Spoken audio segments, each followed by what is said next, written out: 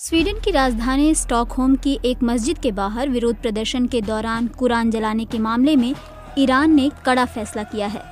Iran सरकार ने अपना नया राजदूत स्वीडन भेजने से इनकार कर दिया है। हाल ही में ईद उल अजहा यानी बकरीद के मौके पर एक मस्जिद के बाहर एक शरणार्थी ने मुसलमानों के पवित्र कुरान को जला दिया था। स्वीडन की पुलिस ने इस घटना को अंजाम देने वाले शख्स पर जातीय और राष्ट्रीय समूह के खिलाफ अशांति फैलाने का मामला दर्ज किया है। ईरान के विदेश मंत्री हुसैन अमीर अब्दुल्लाहियान ने प्रदर्शन करने की अनुमति देने पर सरकार की निंदा की है। बीते कुछ महीनों में स्वीडन में कुरान की प्रतियां जलाने की योजना को लेकर कई बार दंगे भड़के हैं। सऊदी अरब ने भी स्वीडन के राजदूत को कुरान जलाने के मामले में समन किया है। सऊदी अरब के विदेश मंत्रालय ने कहा, सऊदी अरब ने स्वीडन से कहा कि वो उन हरकतों को रोके जिनसे अंतर्राष्ट्रीय नियमों का उल्लंघन हो रहा है।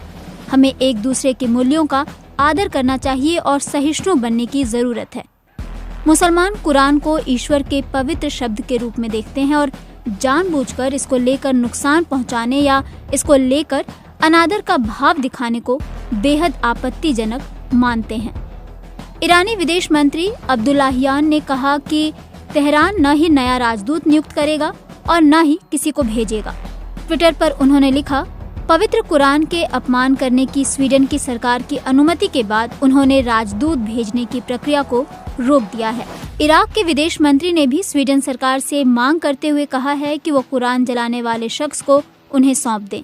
उनका तर्क है कि उस शख्स के पास अभी भी इराकी नागरिकता है और उस पर बगदाद में केस चलाया जाना चाहिए। इस घटना के बाद इराक में स्वीडन दूतावास पर हजारों प्रदर्शनकारियों ने हमला बोला था। स्वीडन के प्रधानमंत्री उल्फ क्रिस्टर्सन ने दूतावास पर हमला करने की निंदा की है, लेकिन साथ ही कहा है कि स्वीडन को अब अपनी पहचान पर विचार करने का समय आ गया है। Alla ska ha fokus på rätt saker just nu. Det är viktigt att Sverige blir medlem i NATO. Vi har viktiga och stora frågor att hantera. मुस्लिम देशों के संगठन ऑर्गेनाइजेशन ऑफ इस्लामिक कोऑपरेशन ने रविवार को जिद्दा में एक आपातकालीन बैठक की थी।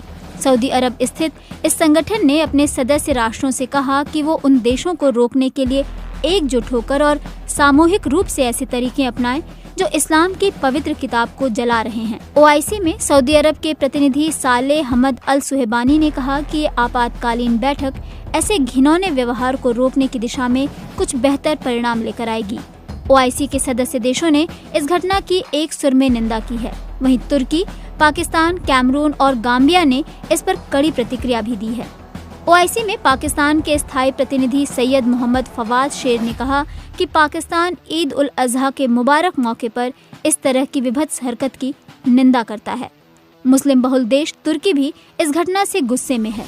तुर्की नेटो का सदस्य देश है और स्वीडन लगातार नेटो की सदस्यता की कोशिशें कर रहा है।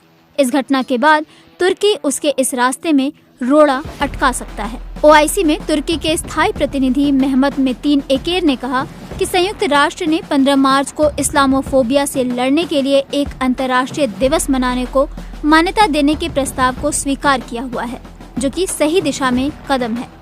इस घटना के बाद मोरक्को, कुवैत, जॉर्डन और संयुक्त अरब अमीरात जैसे देशों ने अपने राजदूतों को स्टॉकहोम से वापस बुला लिया है। स्वीडन की राजधानी स्टॉकहोम में बुधवार को इराक में पैदा हुए सलमान मोमिका ने कुरान की प्रति फाड़ी और फिर जलाई थी। पुलिस ने उन्हें गिरफ्तार कर लिया है। सलमान की उम्र 37 साल है और खबरों की माने तो वो कई साल पहले इराक से भागकर